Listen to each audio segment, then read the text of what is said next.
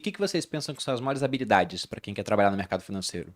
Vamos pegar assim quem vai lidar com o cliente. Porque você tem, por exemplo, o analista, que como você disse, o cara vai sentar, vai lidar com números, vai olhar uma empresa, né, fazer análise lá top-down, bottom-up, a que ele preferir, e vai dar um parecer, olha, para comprar é para vender. Isso às vezes para o time do banco, para o time do fundo. Mas depois você tem, por exemplo, o consultor, ou até o agente autônomo, que vai pegar aquilo e vai falar para o cliente, olha, esse investimento é interessante ou não por conta disso. Na verdade, vamos pegar as diferentes habilidades. O que vocês acham que é mais interessante? Tanto em hard skills quanto soft skills? Eu acho que a principal é a resiliência, né? Porque captar cliente não é uma coisa fácil. E eu gosto de dividir as profissões do mercado financeiro em três, né? Eu gosto de dizer que tem um cientista, que é um analista um analista de investimentos, um gestor de fundo de investimentos. É uma pessoa muito estudiosa, centrada, um perfil mais quieto, né? Ele pode ser mais introspectivo. Mais introspectivo, mais reservado. Tem a pessoa mais comunicativa, que vai ir para uma área mais comercial, vai trabalhar no banco, vai trabalhar como assessor de investimentos. E eu gosto de dizer que o consultor de investimentos, ele é um meio termo, ele é um híbrido. Ele tem um pouco de habilidades comerciais, tem um pouco de habilidades científicas também de estudar. Então, comercial, comunicação é super importante, até mesmo para o analista. A gente pode ver que os analistas que se destacam, por exemplo, o Gui, o Arraes aqui da casa, porque eles são bons cientistas, mas eles são bons em comunicação também. A resiliência, então, ficar na faculdade, estudar, comprovar, passar numa certificação, não é tão fácil assim como parece, por isso que existem as escolas preparatórias. Eu acho que a habilidade de construir networking. E o networking é uma construção. Muitas pessoas vêm com a restrição para mim, Kleber, mas eu não nasci em família rica. Como que eu vou conquistar cliente? Networking tu constrói. Pode ser ir almoçar fora todo dia num lugar diferente, conversar com o dono do restaurante, conversar com alguém que está por ali, frequentar uma palestra, um evento, o networking pago, né? Inclusive eu vim parar aqui no grupo por networking pago, eu paguei caríssimo num curso para conhecer uma pessoa, para me trazer até aqui. Então, para mim, são as três características essenciais: a resiliência, tempo, habilidades comerciais, comunicativas e também saber construir um bom networking. Perfeito. Eu acho que é importante lembrar, né? Porque muitas pessoas, ao virarem consultoras, pensam que vão ser grandes analistas de empresas, por exemplo, né? Ou analista de fundos imobiliários, ou analista de crédito, por aí vai.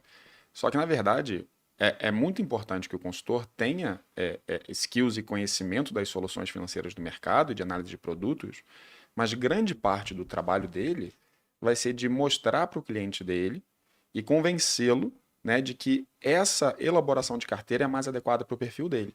Então não adianta só você fazer uma baita análise se você não consegue convencer o seu cliente de que essa análise, né, esse produto é o melhor para ele. Então você tem que muitas vezes ajudar na educação financeira do cliente, você tem que fazer reuniões de acompanhamento para o tempo todo falar, acompanhar o mercado, explicar o que está acontecendo, trazer calma. A gente gosta de brincar que o consultor é metade especialista, metade psicólogo. Total. Né? Eu ia falar exatamente isso. Pode falar. Eu ia falar, pegando aqui, né, um pouco de cada. É extremamente importante você entender que você vai agir mais como um psicólogo e um terapeuta, praticamente, do que propriamente um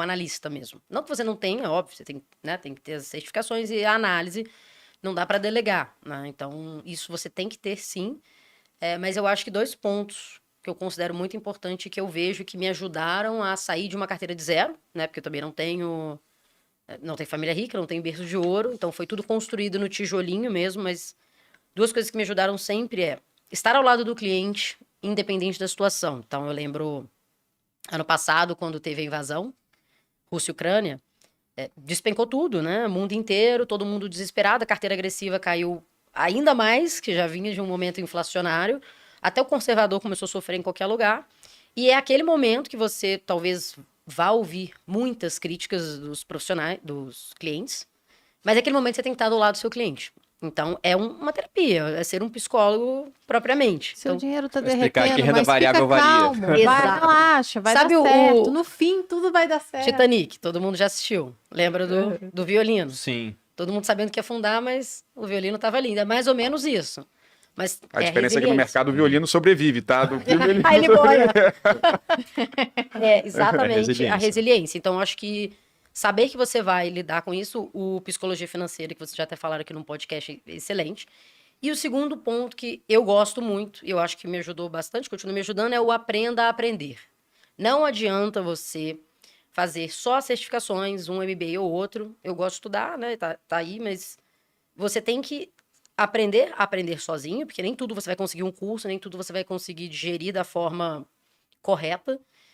E o mercado muda o tempo inteiro. Então, a gente passou por uma pandemia, a gente passou por uma guerra, a gente está passando aí pelo FGC, né, de duas instituições com clientes com esses produtos em carteira, foram produtos pode ser distribuídos. só o começo. Exato. Pra saber se tem uma crise de crédito aí. Uma inflação... E muita gente vai aprender que a renda fixa não é fixa nesse cenário, né? Exato. Não como eles pensavam. Perfeito. Uma inflação que há 40 anos não era vista em muitas localidades, aqui a gente já está acostumado, mas mundo...